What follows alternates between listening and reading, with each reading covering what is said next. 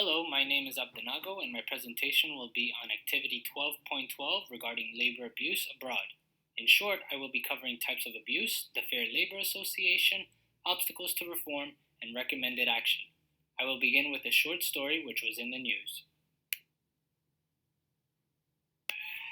In October of 2011, Julie Keith, a resident of Damascus, Oregon, took a trip to her local Kmart. The goal of this visit was to buy Halloween decorations. For $29, she was able to buy a set of tombstones to place on her front lawn. Once home, she opened the packaging to reveal a note that sent chills through her body. Written in English and Chinese, the letter described the forced labor, abuse, and torture of political prisoners in the Masanjia labor camp located in China.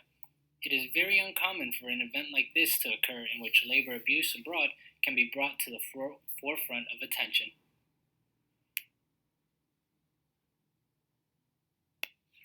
The Masanjia labor camp is one example of how human beings are forced into labor. The truth is that in impoverished areas of the world, people do not have to be forced into abusive labor, but the economic needs might force them into similar situations. There are many labor entrepreneurs around the world that are prepared to take advantage of the labor of others.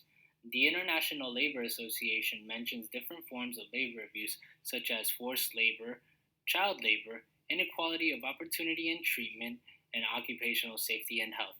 This is just to name a few.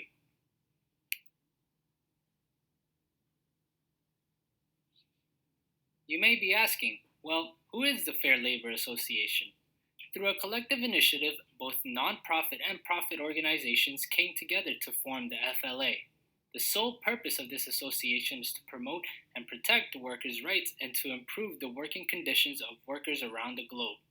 On this slide, I included the logos or trademarks of many of the organizations that are part of the FLA. Not included are the many universities, colleges, and nonprofit organizations that are in the FLA.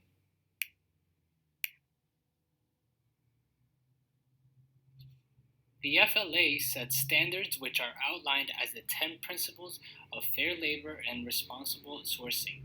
Any organization that joins the FLA must commit itself to the standards of the association and must also hold its suppliers to those same standards. The association monitors affiliates and suppliers and reports to the public any findings made during unannounced factory inspections. Complaints can also be made with the FLA and investigations are made into possible violations. Support is also given to any non-member organization that would like to receive training or resources to develop fair labor practices. In my opinion, the largest obstacle to reform is that the organizations seeking cheap labor abroad have a goal of maintaining increased profitability. There is pressure on manufacturers to increase production or risk losing multi-million-dollar contracts.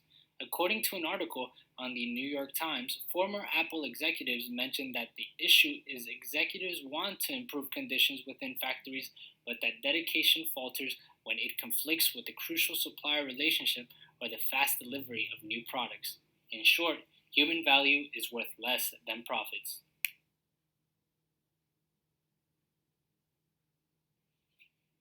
Even with the efforts of the FLA, there is still labor abuse occurring across the globe. In order to continue improving the situation, increasing pressure should be placed on manufacturers and suppliers to reform. If regulations are not followed and organizations continue to violate labor standards, contract sizes should be decreased. If contracts are spread amongst multiple manufacturers, then those manufacturers adhering to the highest standards should be rewarded. The FLA conducts surprise inspections of affiliates, but this does not occur too often. Quarterly surprise inspections would cause a closer adherence to the rules and regulations since there is less time in between inspections.